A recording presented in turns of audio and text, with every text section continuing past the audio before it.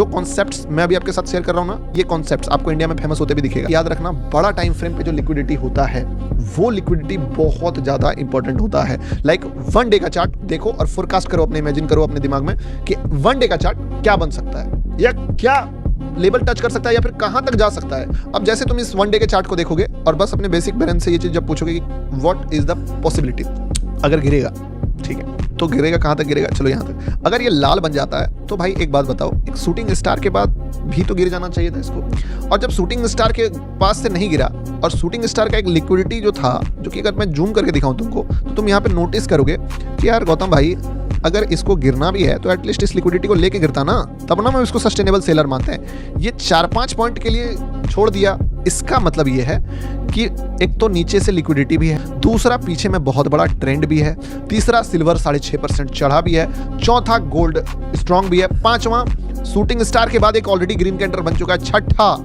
कि मार्केट बड़ा वाला लिक्विडिटी भी ले चुका है, सातवां 1 डे का कैंडल में ऑलरेडी ये इतना ऊपर आ चुका है, आठवां जब ये सारे चीज कर चुका है तो एटलीस्ट अगर ये लिक्विडिटी ले लेगा तो मजा आ जाएगा। बट अगर नहीं भी लेता है तो कोशिश तो करेगा ना, हमें सिर्फ कोशिश से मतलब है। तो जब इतना सारा चीज बायर का फेवर में हो तब आप प्लान से डिविएट कभी नहीं हो सकते हो। एक बार अगर बायर आता है, मैं उस बायर पे बिलीव नहीं रखता हूं, लेकिन अगर वो बायर फेल हो जाता है और वापस कमबैक करता है, इसका मतलब है जो बड़ा प्लेयर है वो इस हैमर के बाद बाय करने का फैसला करा है और लिक्विडिटी है, डेस्टिनेशन है, मौका है, दस्तूर है, हर एक चीज है। तो मैं जो पहला फैसला लूंगा कि मुझे ट्रेड करना है वो मैं यहां नहीं लूंगा कि मार्केट जो है पहला बार बायर आ जाए तो मैं वहां पे नहीं लूंगा। मैं पहला बायर को छपरी मानता हूं, तुम एक बार फेल कराओ इसको।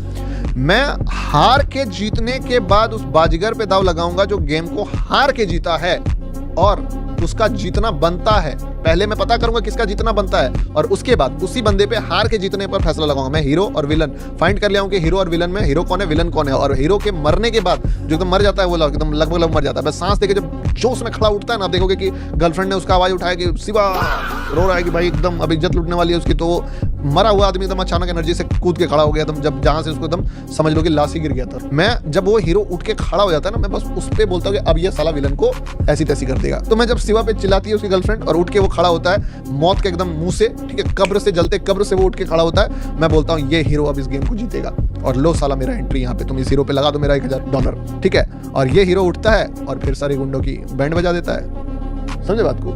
अब बस तुमको ये पता करना है कि हीरो मर कहाँ रहा है, कहाँ हीरो का खत्म हो गया है।